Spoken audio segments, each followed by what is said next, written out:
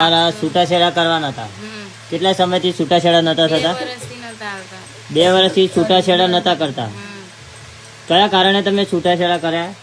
દારૂ પીને બહુ હેરાન કરતો તો ને બીજી બૈરી રાખી હતી. બીજી બૈરી રાખી તમને માનસિક ત્રાસ આપતા હતા એટલે તમે છૂટાછેડા કરવા માટે ટ્રાય કરતા હતા પણ થતા નતા. સમાજ મોકલી તોય નતા થતા. સમાજે 2-3 વાર ભેગી કરી પણ આવત નહીં, આઈને જતા રહે ને એવું બધું કરતા. સહી જ નતા કરતા. પોલીસ કેસ કરે તા? પોલીસ કેસ એ કર્યા હતા તોય નતા પકવા દેતા. ભુવા પણ જતા કોઈ?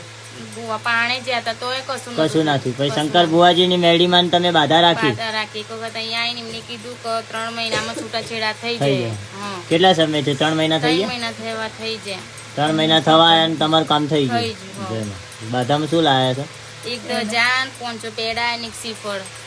જય માતા. મળી કયું ગામ તમારું? રાધરપુરા. કેટલા મહિના પહેલા હોય મારા દરબારમાં આયા હતા? 2-3 મહિના થયા. 3 મહિના પહેલા. અને ઓય મને મેરડીને એવું કીધું ભાવે કે માં મારા છૂટાછેડા નહીં થતા, આ છેલ્લો તારો દરબાર છે, હું થાકી ગઈ છું, મને માનસિક ત્રાસ આલે છે, મારા છૂટાછેડા લેવાથી આલતો નહીં. તો અહીંથી 3 મહિના મેં માતા કીધું તું ને, અને 3 મહિનામાં છૂટાછેડા થઈ ગયા ને. આ મારો દેવનો ન્યાય છે, બરોબર. ડોક્ટરો છૂટી પડો, દુનિયા છૂટી પડે, કેસ મારા મેરડીના દરબારમાં આવો ભાઈ.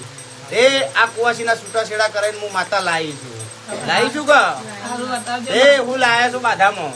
500 પેડા 1 શ્રીફળ અગરબત્તી ધજાન હોમતી છૂટું આલ્યું તમે કર્યું? હોમતી આલીને હોમતી ફોન કરીને કીધું માર તો તમે આજે ગયા તો તમે ઓય અરજી મને મેળવીને કરી હતી. મેં માતાએ કીધું કે 3 મહિનામાં જો હોમતી છૂટું કરાવું તો મોંજે હું શંકર ભુવાની ઉગતા પોરની મેરડી માતા બોલી હતી.